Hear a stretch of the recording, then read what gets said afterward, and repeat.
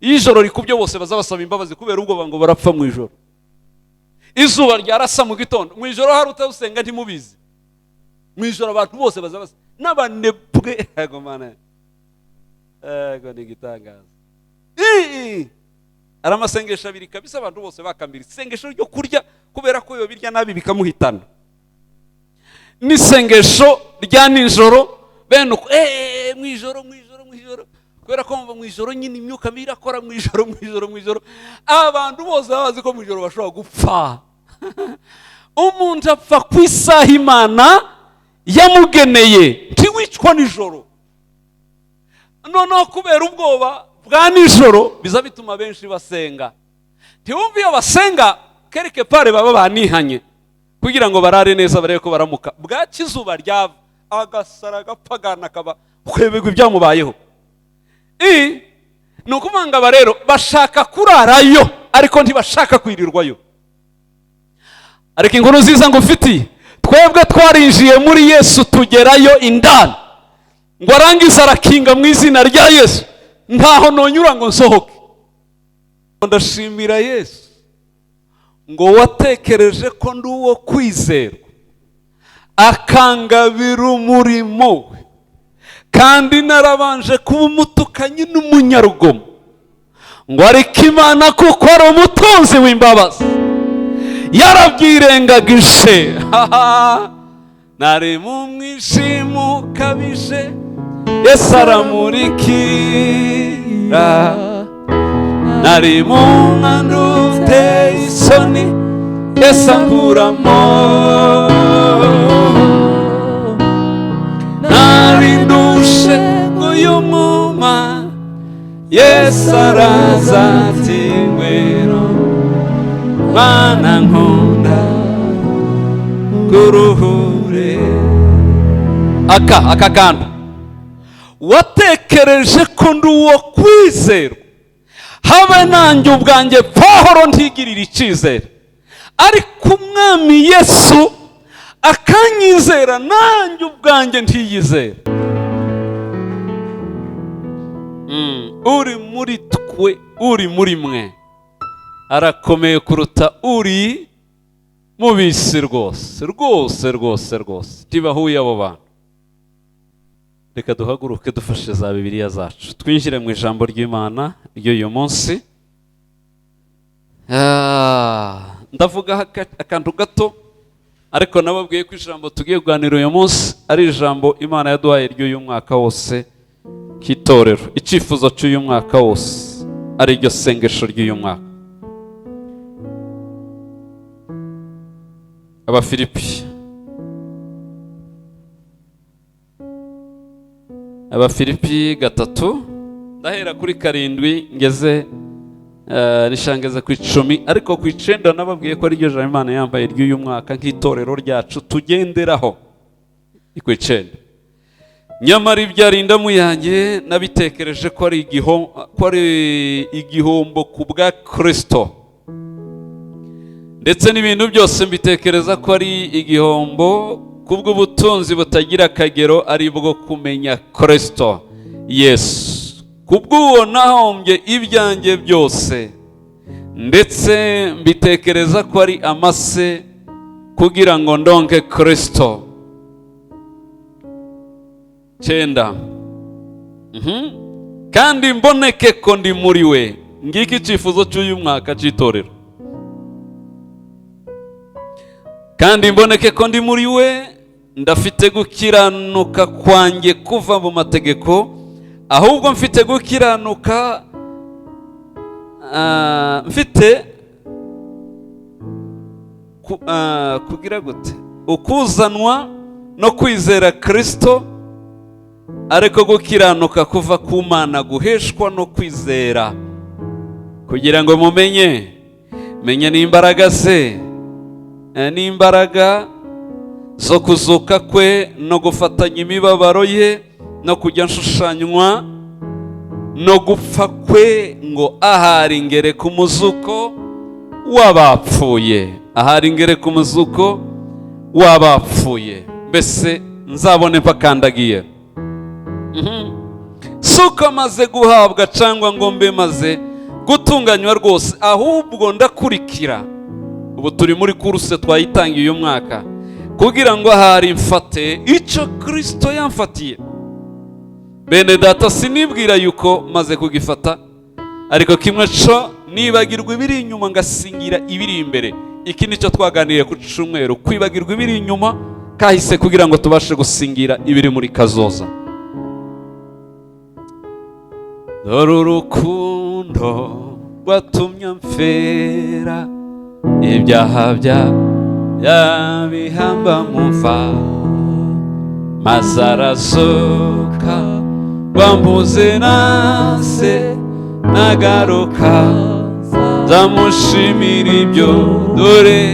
Dore urukundo rwatumye mfera, ibyaha byabihamba mumva, maze arazuka rwambuze nase nagaruka, nzamushimira ibyo. Reka dukomere Imana amashyi, mwicare mu bwiza bw'Imana.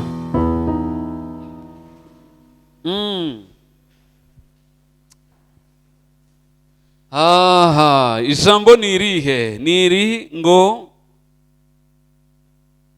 kandi mboneke ko ndi muri we, mboneke ko ndi muri we. Icyifuzo cy'uyu mwaka wose tuboneke ko turi muri we. Muri nde? Muri Yesu. Aramuririmbye abiririmbye bene uko nimbivanga nta kibazo.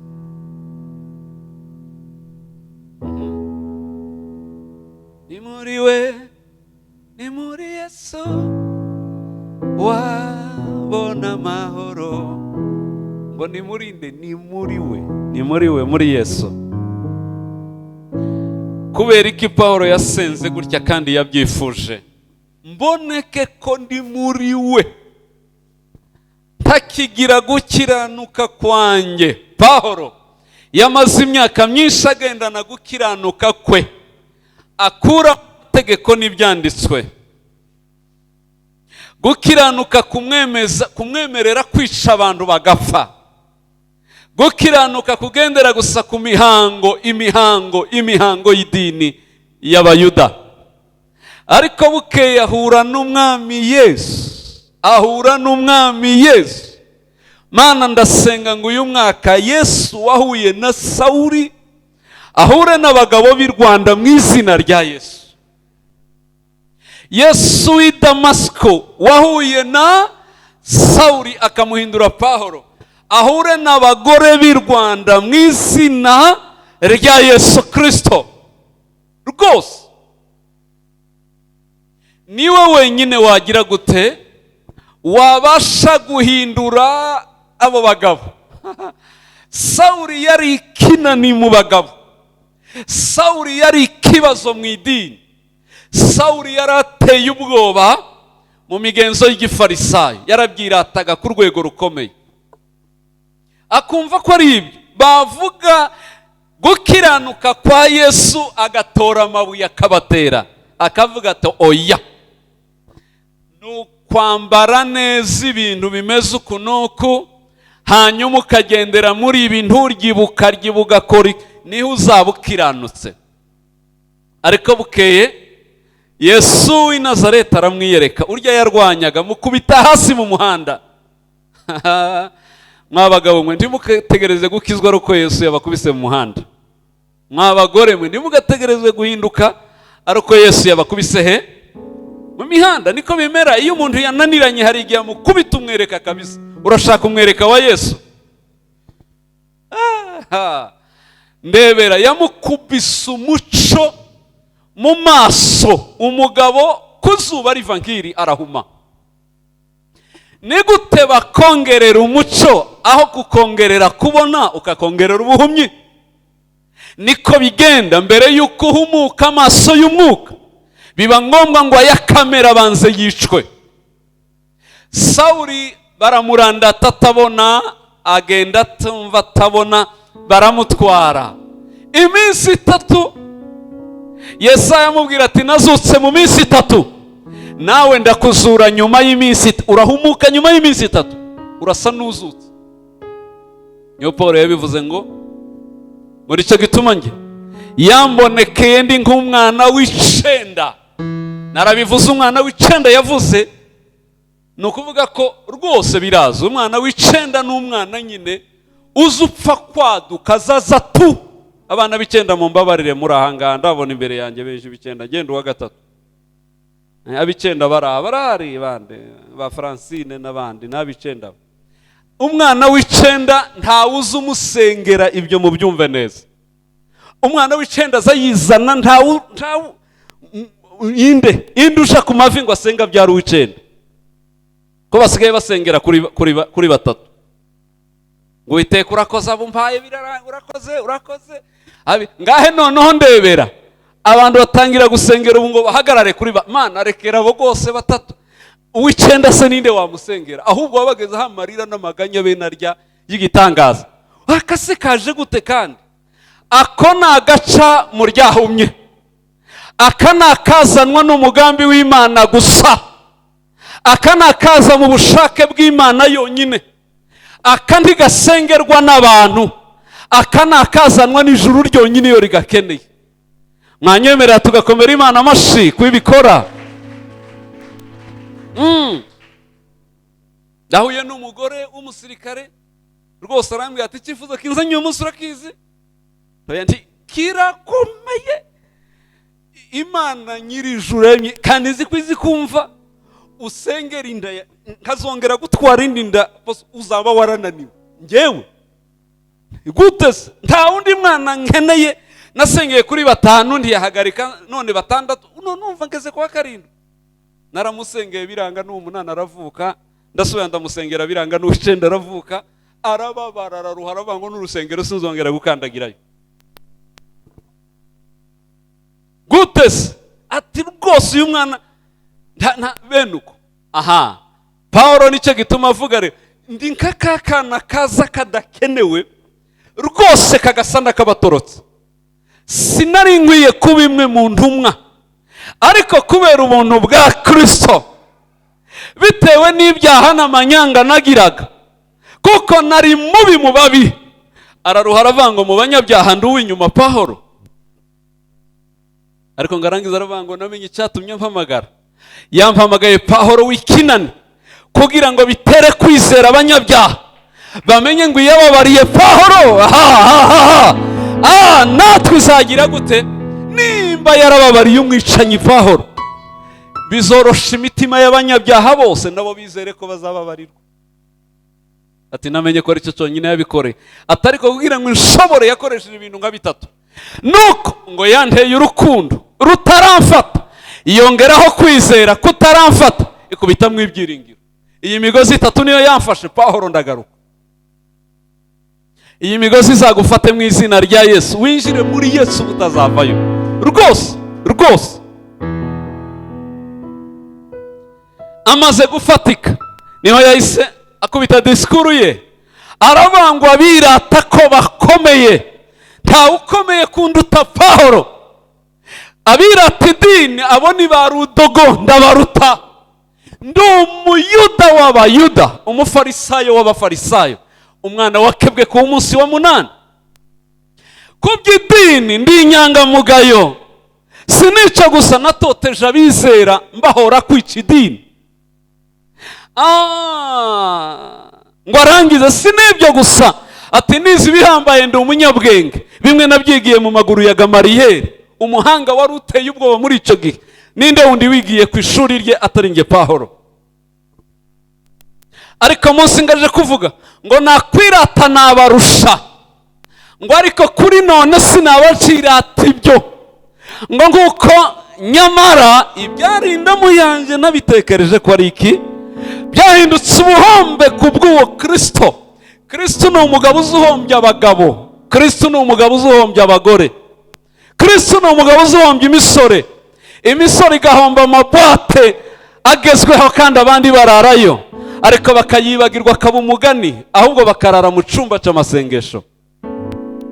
Akabahombya umunyenga w'ubusore, ahubwo ubusore bwabo akabwinjiza muri Kristo, aho bari kubyina mu isi bakabyina mu y'umwuka. Ariko mana, komera Imana amashyi ku bayimenye.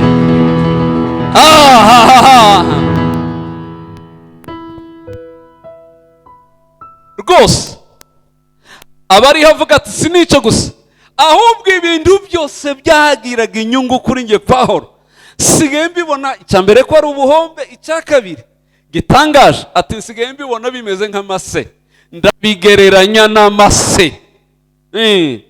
Kubwo uyu Kristo ndabona byose nta kigenda. Kristo yarabiruse, Kristo ariko Yesu ni mwiza we. Niho yagiye abivuga ngo Pawulo nta kintu isigaranye cyo kwirata. Ati ngeretse kwirata umusaraba wande, umusaraba wa Yesu Kristo wateye ku iby'isi biba nk'ibibambwe kuri nge, nanjye nkaba nk'ubambwe kuri byo. Umusaraba uzutubamba, Yesu yawubambweho ngo awuveho, arawutubambaho twese. Nicyo gituma iyo umuntu amaze kubambwa neza, hari ukupfukama munsi bikagutera kwihana ibyaha, ariko hakaba no kuzamuka kuri wo ukawubambwaho, ugahinduka uwabambwe ikivume ku isi, ariko umunyamugisha muri we. Hanyuma ukabaho noneho ubona iby'isi nk'ibibambwe nawe ubambwe, bisigaye bikurangiza bikwifuza, ntibyaba bikikubona bizakubonera hese. Nawe urabambye ntiwaba ukibishaka, kuko amaguru yo kubijyamo yarabambwe. Ndabifuriza uyu mwaka kubambwa ku musaraba mu izina rya Yesu. Ahise zababura n'ibyayo bikababura. Ibande babyemeye bakomera Imana amashyi bikora.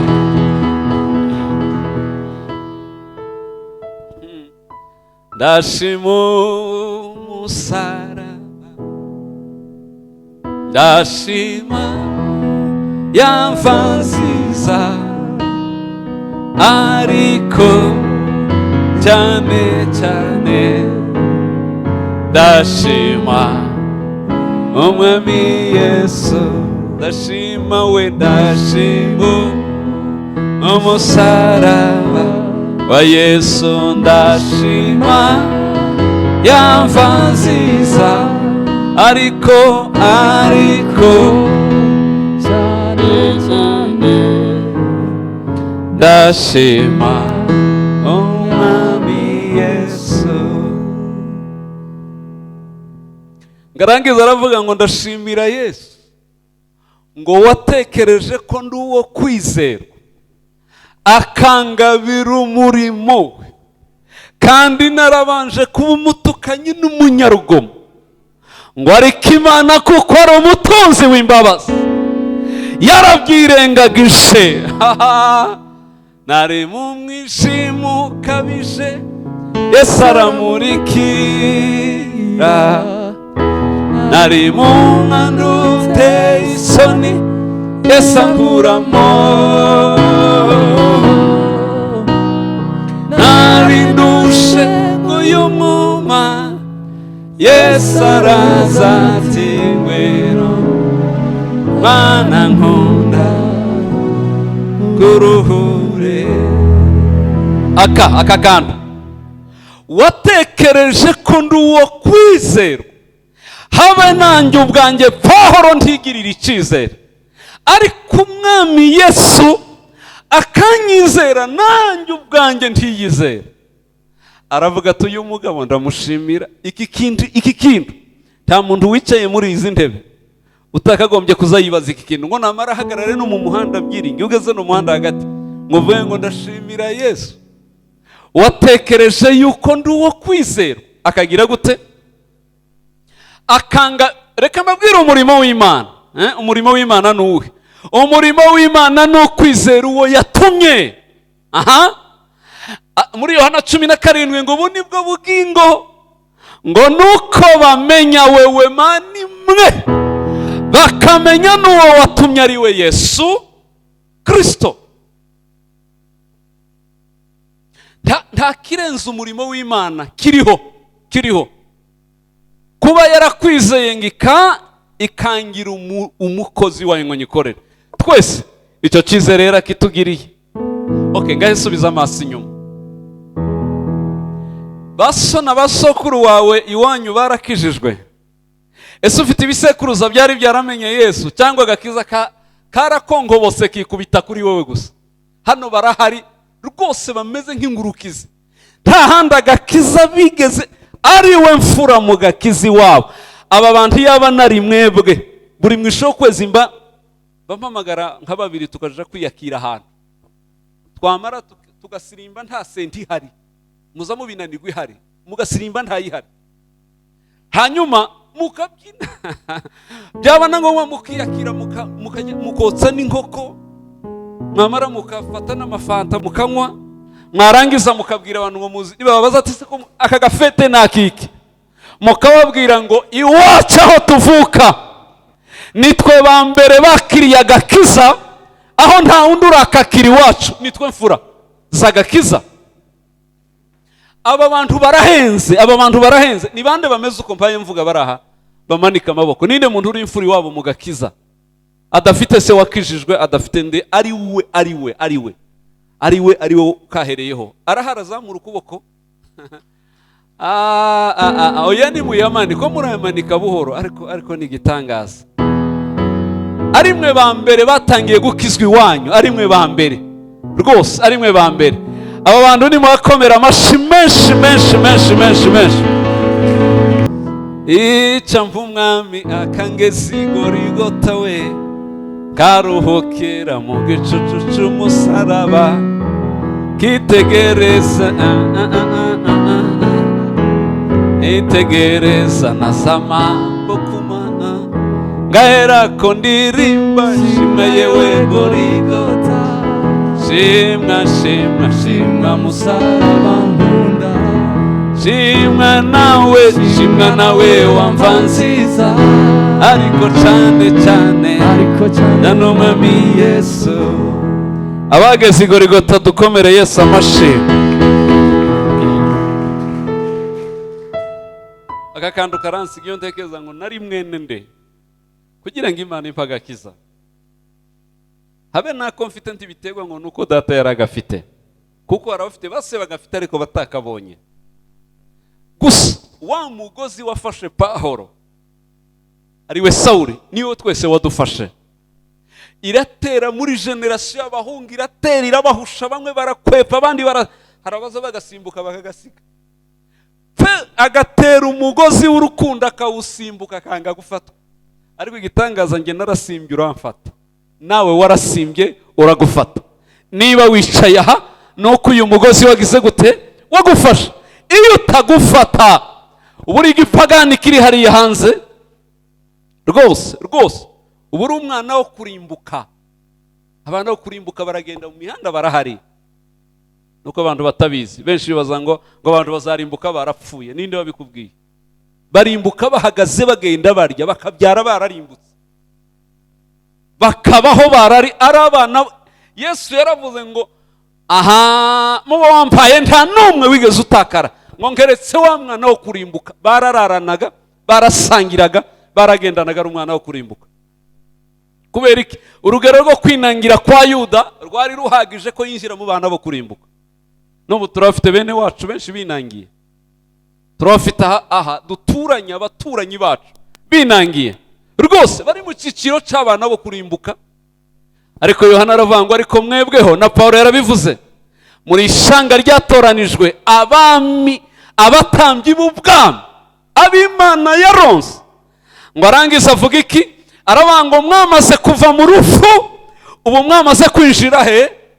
Mu bugingo budashira. Turaburyamana, turabugendana, turabukorana, muri vile turabufite, mutwara amamodoka mubufite, ubugingo hari ababufite. Beshazagira ngo tuzaronka ubugingo twapfuye. Oya, ubugingo ababufite barabufite, bamaze kuva mu rupfu, bamaze kwinjira he?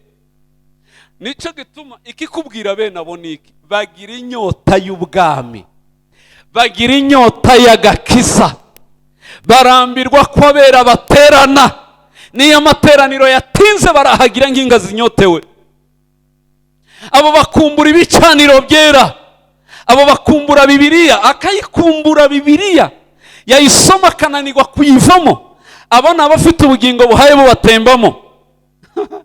nawe umwana wo kurimbuka niyo yumva basenga ararakara imitsi ikarega, akumva yabatuka cyangwa yabamerera nabi. Niyo abantu basenga bita ko ari abaswa, ariko nyamara Bibiliya ivuga ngo Yobu yavuze gute 28 Yobu haravuga gute abahibuka kubaha Imana nibwo bwenge, kandi kuva mu byaha niko ni ukuvanga bataramenye Imana. Bibiliya ivuze ko ari injiji, sinje wabivuze, ni kubita kumenya uwera na Saburi kwivuga kumenya uwera ngo nibwo bwenge. Iyo utamuzi, ariko tubwirana ukuri, none se umuntu yavuga ko ari umunyabwenge? Ngahe noneho tuje mu buryo busanzwe bwa Kinyarwanda, ukabaza umuhungu wawe, ukabantu bakangira mu rugo cyangwa se mu muhanda bagahura n'umuhungu bakamubaza ngo umuhungu w'umusore akamanga iso ninde? Ntawe nzi. Uvuye he? Mu rugo. None se abakubyaye ntibabaho barahari? Iso ninde? Ntawe nzi. None se urambwira ko umuntu waba utazi se twahagarara tukavanga uyu muntu ni muzima, tukavanga uyu muntu afite ubwenge? Ndabivuze, Imana ni se w'abaremwe bose. Utazi se uwo ni injiji.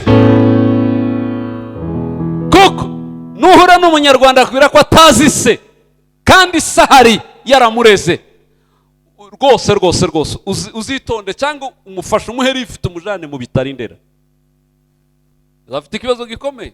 Kuyoberwa so, kumenya uwera nibwo bwenge, kuva mu byaha niko kujijuka rwose. Okay, ijambo ni irihe? Mboneke ko ndi muri we, mboneke ko ndi muri we. Icyifuzo cyacu niki uyu mwaka wose tuboneke ko turi. Uyu ni umwaka wo kwinjira muri we, ni umwaka wo kugendera muri we, ni umwaka wo gukorera muri we. Hanze ya Yesu abantu bararushewe, niyo ubona baseka bararushe. Salomo yarabivuze ngo ibyaremwe byose birarushe. Pawulo arabivuga ngo ahubwo byose binihira muri iyi ngando, byose birarushe. Salomo aravuga ngo n'inzuzi zirarushe, zitemba mu kwa mbere ikageza mu kwa 12. Uruzi ruri gutemba ariko inyanja ntihaga amazi yayo ngo yuzure, inzuzi zihagarara, zirarusha. Zitakishwa no guca imihomboro zija mu nyanja, inyanja yanze kuzura ngo ziruhuke.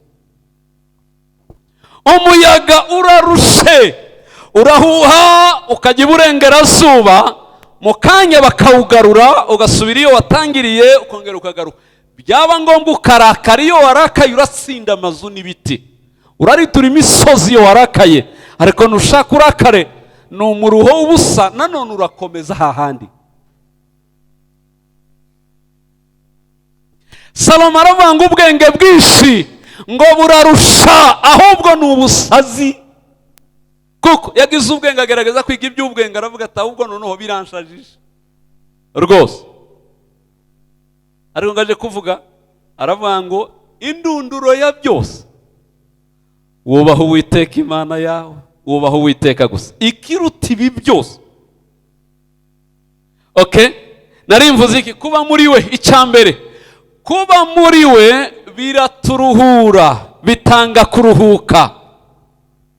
Matayo 11:28 ngo mwese abarushe munyumvire. Salomo yarabivuze, none na Yesu arabivuze, mwese abarushe. Yesu yaje abantu bose barusha. Ayo makuru mwarimu yazi. Yesu yaje imiruho igiye gusaza abantu. Abafarisayo bari baruhijwe we n'igifarisayo, abatambyi baruhijwe n'ubutambyi, abalewi baruhijwe no kwikorera ihene n'intama n'intungura, gufata inyoni ngo bari barushe. Abakomeye bari barushe, badabona icyerekezo cy'isi kuko uyu munsi twese turushe, ariko hari ahantu abantu baruhukira. Mana yanjye ndabivuze ngo hari hoteli abantu baruhukiramo irahari. Hari uwo duheruka kuvugana arambwira ngo bagiye Dubai gufeta iminsi mikuru kugira ngo nkabaruhuka. Ndavuga ati mwebwe muri abambere kabisa, mwe nikomesha mwagiye kuruhuka, twagiye Dubai kuruhuka. Mwende matariko mwaruhutse iminsi ngahe? Ngo iminsi ngo 15. Tariko uko nukuruhuka ako mwararuhutse kabisa. Ese urumva umeze gute? Ati ikibazo nagize ahubwo ikibazo nagize gikomeye cyatumye ngo wamagana shaka kusengera. Ati kuva ngiyo sinasinziriye navuze ibitotsi. Mwari muryamye hameze gute? Ngo twari mu hoteli ihenze nziza ku mazi, hari akayaga keza. Ati gitangaza twabuze ibitotsi. Ati wacu twari kumwe umugabo arwara mu nda ibiryo bimwe. Mana yanjye, none se mwabagabo mwe aba bantu bararuhutse cyangwa bararusha? 15 jours ntusinzira uri mu hoteli iriya mu kirere, akayaga kose ko mu nyanja ko karakunyuraho, ukararuka uyuha ureba amazi urya, ibitotsi birabuze, ariko mu kazu kawe warasinziraga nk'umubebe basize amavuta y'inka. None so kuruhukira harihe?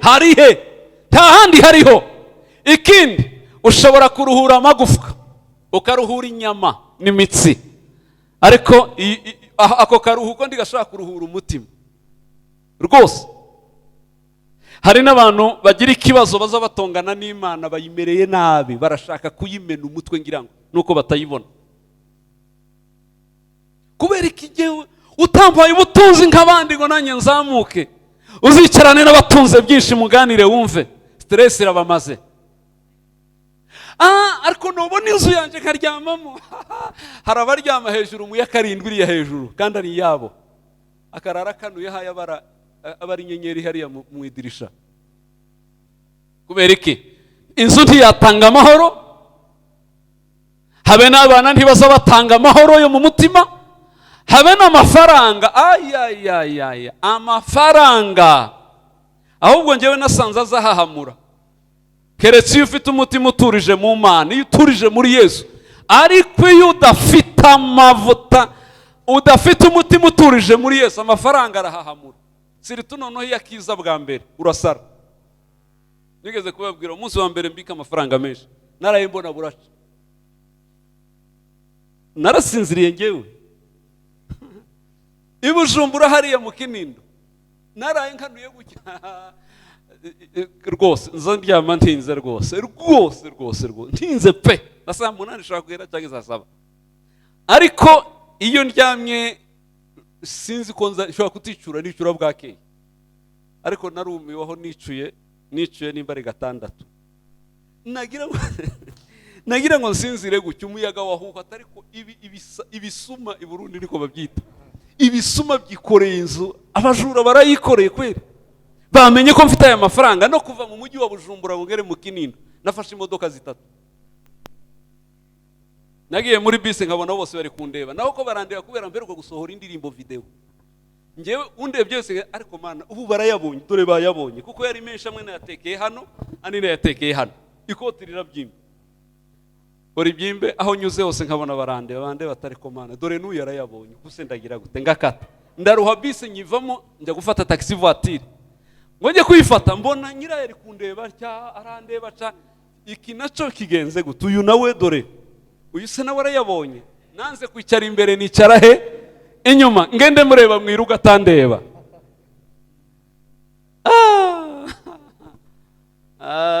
Ndibyoroshe ndibyo ndavuga atariko nanije je ufasha ya, ariko ari bwa mbere nayifasha amafaranga naguke miliyoni imbare 2 gucyo. Hanyuma ndavuga ati ababara miliyari aba bagabo bazabaryama kwe. Nicyo gituma usanga rwose biba ngombwa afite ubugingo budashira, kandi ubwo bugingo niwe. Arabaza batandukanye ubugingo na Yesu, bagira ngo none Yesu abaha ubugingo bukabaha, nta buba hirya ye. Kristo niwe bugingo, Kristo niwe nzira. Munishi yaririmbye gute? Yesu ni mambo yote ndani ya yote, ukimupataye umepata vyote, acha kusumbukia ya ulimwengu, tafuta Bwana Yesu upate vyote. Iyo mufite uba ufite ijuru ubugingo. Mbabwire niki, hari abazi ngo ijuru riraruta Yesu.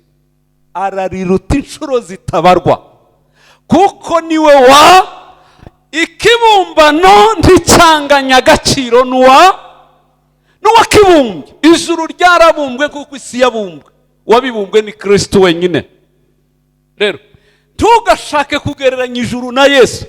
Kuba warahawe Yesu, ufite ikiruta ijuru agaciro.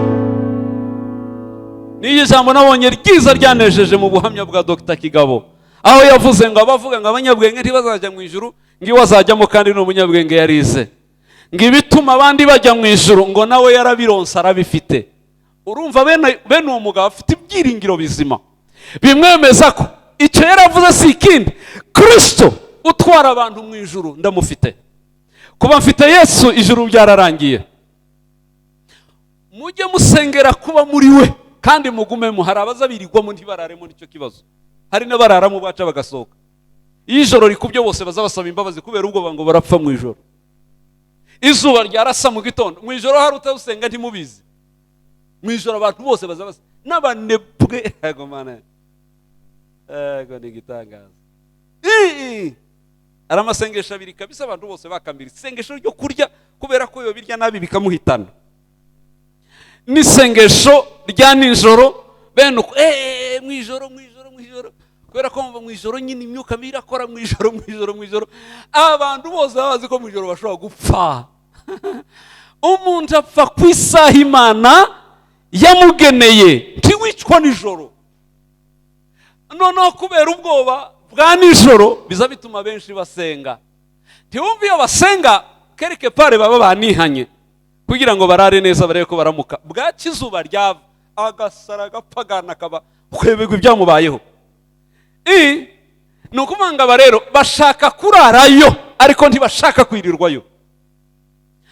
Ariko inkuru nziza ngufitiye, twebwe twarinjiye muri Yesu tugerayo indani, ngo arangiza arakinga mu izina rya Yesu. Ntaho nonyura ngo nsohoke, ndanyura he?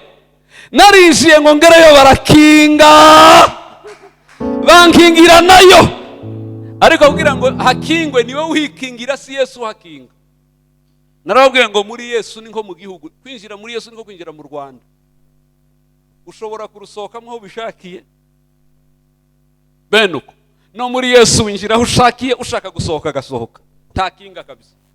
Kubera ko aracyategereje benshi azakinga bwa nyuma. Kubw'iyo mpamvu imiryango yose yo muri Yesu irakinguye, yabinjira n'abasohoka bakagenda. Nicyo gituma yavuze ngo nimuguma he? Nimuguma muri nge. Bishaka kuvuga ko hari abatazabagumayo. Kuba muri we rero, muri we niho hari ubugingo budashira. Abafite Yesu, Yohana yarabivuze ngo ufite uwo mwana afite ubugingo ufite gusa uwo mwana ubugingo byararangiye. Utamufite ngo yamaze gucirwaho iteka. Suzuma gusa uze wikoraho uvuga atari ko uyu mwana ndamugira cyangwa uyu mwana yaratorotse. Icya gatatu,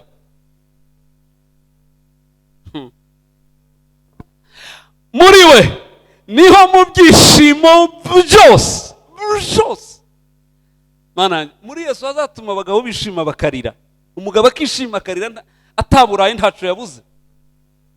Umugabo utazurira yafushije ariko ubwiza bw'Imana gusa Yesu akamuriza.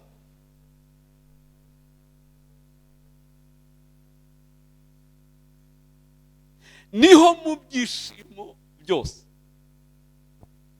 Rwose. Hari abajya kwishimisha ahantu bakarya inkoko bene uko n'utuyoga ngo bikurura ibyishimo. Ibyishimo biturutse mu tuyoga n'inkoko. Sinzi ko byamara amasaha 3 ibi bishirana na ya nkoko ishiriye. Ariko ibyishimo tuvoma bazabaririmba gute wa muririmbyi? Nawe niba kubaza ni kuki uzuye ibyishimo, nawe uzababwire Yesu wangiriye neza.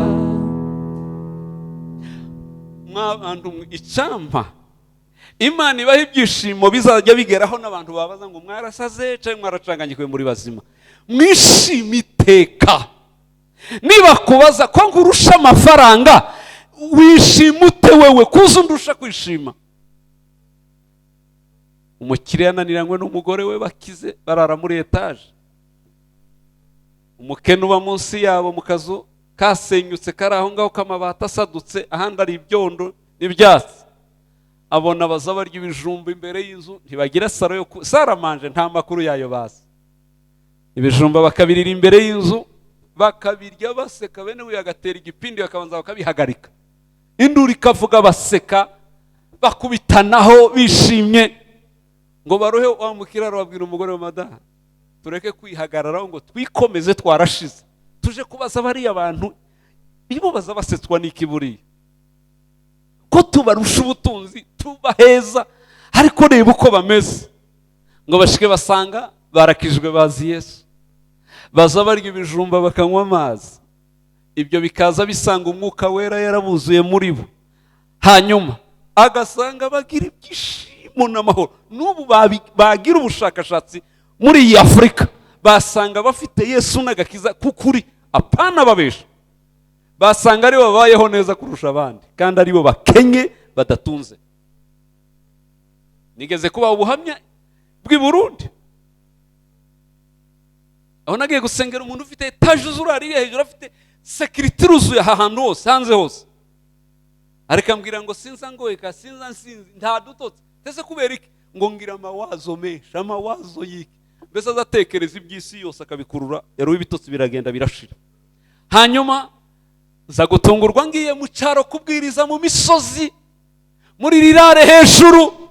Umukecuru arambwira amaze kubwiriza ati nyura mu kazu kanje nkwereka ibintu, nyuramo.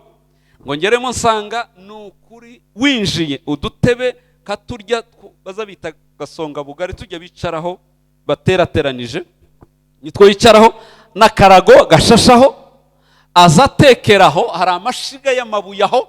Hanyuma akazu garasadutse gafite amadirisha yizanye, si wowe yashizeho karindwi gutya, hari yarapasutse wanyurayo ubishatse. Ngo arangize agatanda aryambaho ni ibiti by'amahango yashinze, atambikaho ibindi, asasaho ibyatsi. Ngarangize aramburaho akarago, ibyo nabiboneye n'amaso yanjye, nicaye aha gatanda kari aha ngareba. Arambwira ati mwana iyo ndyamye hariya, atera ibintu ndota bikanyobera, wabwirije numva wabisobanukirwa. Ambwira iyerekwa agira, atabasa n'abazungu bera baza baza bakambwira ibi nibi, arabivuga nsanga afite ubuhanuzi bwose bw'igihugu. Ati bizi yo nsinziriye. Tese ukuza usinzira hano mukecuru nimbeho nuko wameze? Ati mwana Yesu yangiriye neza, iyo nuriye kuri kariya gasambi kitwikira kariya karengeti gacitsemo karasadutse, kuko narahagaze ndareba kugira ngo ndebe ko no mu dufaranga basi kakiyorosa kariya. Sinzi amenye igihe nasinziriye. Hanyuma abera bakamara niba nayitera izagonga ku mwami Yesu. Urabibonye? Ikubite kuri nde? Kuri Yesu. Hanyuma isange Yesu n'umuriro utwika, n'imbaraga zitwika zikotsa. Hanyuma bavuga ati none ko tubona urugo rwa makuza ngururiya, ariko se ko tugerageza ngo dufate byananiranye, byagenze gute? Bitewe niki? Kugeza ubwo imbaraga z'umwijima zavangwa, makuza yarimutse, nta kibinaha, asigaye abahe? Asigaye yibera muri Kristo Yesu. Yani mu yandi magambo yafashe Kicukiro kariya gahanda kiwanyu sinzi nimba kitwa gute, nimba ari niboyi, nimba ari ndi Kagarama. Yafashe hariya kariya iwe arahafata hatereka muri Kristo. Rero araboneka ariko ntafatwa, turamubona ariko ntitumufata. Impamvu niki? Yarimutse ageze muri Kristo, niyo karite yasigaye atuyemo. Gosheni yabera ni yihe? Gosheni ntibarogwaga, Gosheni ntibavumwaga, Gosheni n'urimbure yananiwe kuhinjira. Impamvu hari amaraso. Gosheni yacu ni yihe? ni muri Kristo Yesu. Iyo wagezemo urimbura azanyura ahandi. Imbaraga z'umwijima n'ibindi. Gute kugira ngo imbaraga z'umwijima nyine zigira imbaraga nuko zigusukaho umwijima. Ariko none iyo zigusanze muri Yesu zisanga ari mu mashanyarazi n'umuco wa wundi wagatangaza, bikananirana kandi uwo muco ni umuriro rwose. Bizakubona ariko ntibizagufata bitewe n'iki? Warimutse usigaye ubahe muri we ni mu mahoro. Bantu b'Imana, ndavuze ngo mwese Imana nibampera umugisha, mwimukire muri nde? Muri Yesu. Nimugende n'abana banyu uyu mwaka mutureyo, mwigumireyo ntimusohoke. Azabarinda, azabakomeza. Nimuhagarare ku maguru yanyu dusenge.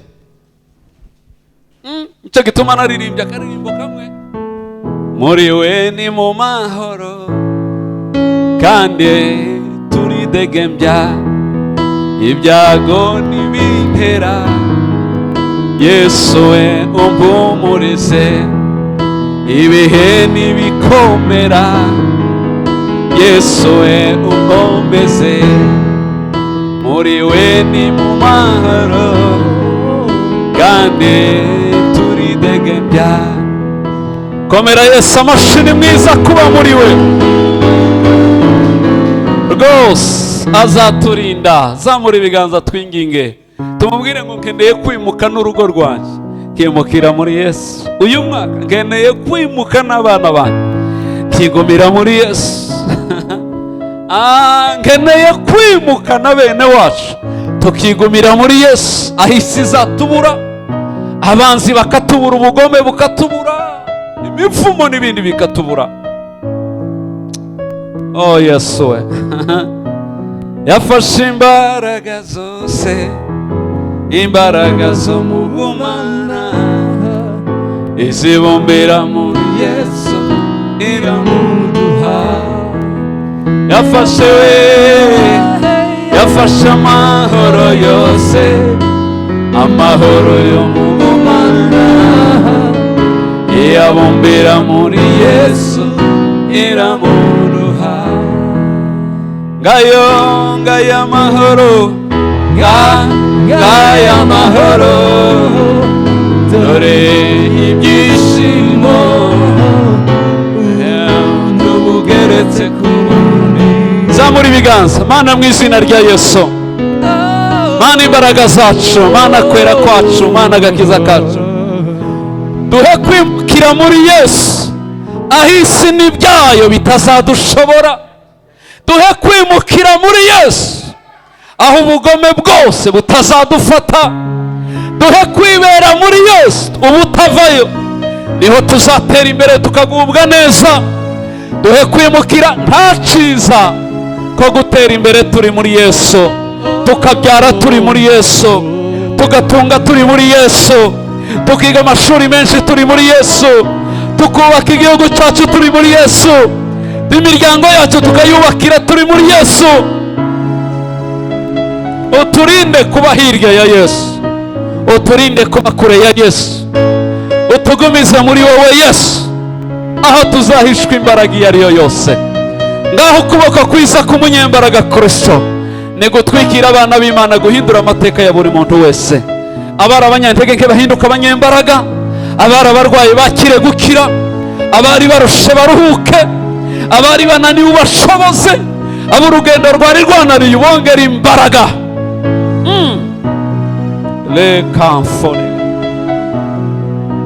Abaterwa n'intambara z'imyuka n'ibindi, zikubitwe n'umwuka wa Yesu. Yego Yesu we. Karande zikurweho n'amaraso ya Yesu. Abantu binjire mu mutamenwa ari we Kristo Yesu, aduhindurira amateka. Tuzabaho tugushima, tuzabaho tukuramya, tuzabaho tuvuga ubwiza bwawe, tuzabwira abantu ko ari wowe Mana yacu yonyine. Data, ntituzavamo, tuzigumira mu iteka. Urakoze kutugiriye neza. Ikiganza cyose cyarambuye uyu munsi imbere yawe, ugihe umugisha udakama, isoko itemba iwawe. Ikirenge cyose cyakandagiye ahaguterana, ucinjizemo imbaraga za Yesu, umubiri wose uhindure mutaraga muri Kristo, batahana amahirwe no gukira kose. Barahari aha hantu Yesu we, ndabumva aha hantu bakunze guterwa ijoro, indwara ziremereye, imiti idashira, ibintu bikomeye, ariko urakomeye kubiruta. Ibi byose tubitesheje agaciro mu izina rya Yesu. Baha akaruhuko Yesu we, bahe gukira gukomeye, bacira inzira y'uburyo babisohokamo. Abaremerewe n'imanza zibakomeranye, abandi bafite amadeni ataboroheye, yaba banki yabiki, baramburiye ikiganza nk'intwaro ya Yakobo, bibakiza uyu mwaka mu izina rya Yesu, bacira inzira yo kubisohokamo, bazaririmba ineza yawe, bazavuga ubukuru no gukomera kwa Kristo. Urakoze kuduhisha muri Yesu, aho imbaraga z'umwijima zitazatubona. Umugisha uzadutembaho ijoro n'amanywa, kugeza ubwo uzaduhindura isoko y'umugisha ku bandi. Turabyakiriye tubikomera amashyi mu izina rya Yesu. Amen, amen, amen, amen, amen.